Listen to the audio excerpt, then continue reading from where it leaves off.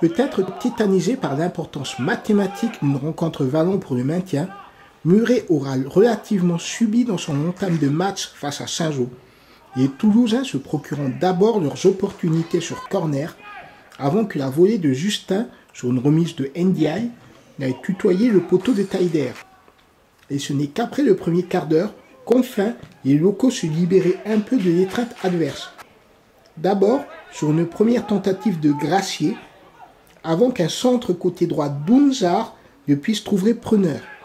Et on en restera donc sur un score nul et vierge à la mi-temps, malgré sans doute la plus nette occasion, voyant la frappe de Gracier repoussée devant sa ligne de but par un défenseur visiteur.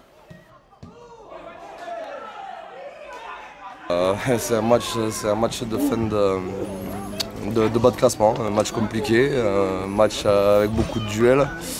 C'est dommage parce qu'en première mi-temps on loupe deux occasions, de belles situations. Et je pense que si on la met au fond en première mi-temps, ça aurait pu changer le cours du match. Ils ont été costauds, ils ont été solides, ils ont fait du Saint-Jean.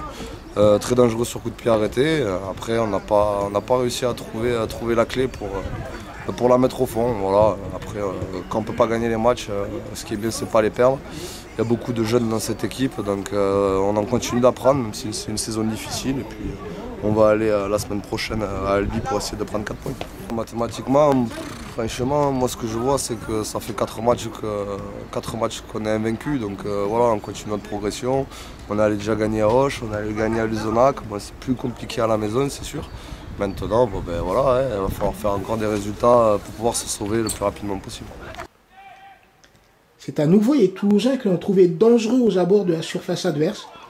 D'abord par la frappe trop écrasée de Yaya, avant que le portier Taider n'intervienne excellemment sur un centre de Ndiaye.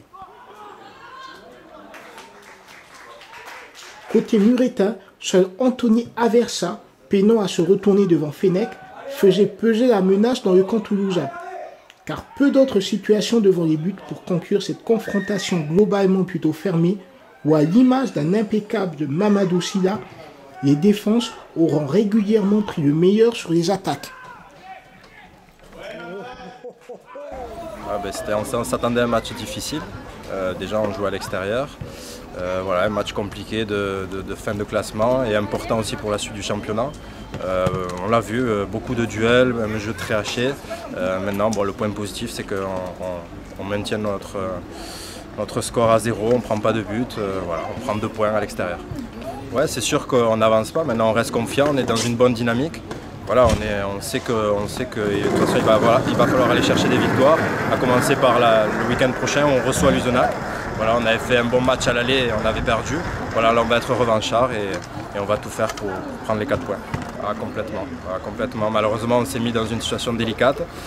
Voilà, maintenant il faut assumer, il faut jouer avec du courage, de la solidarité et puis il n'y a pas de raison, ça doit passer.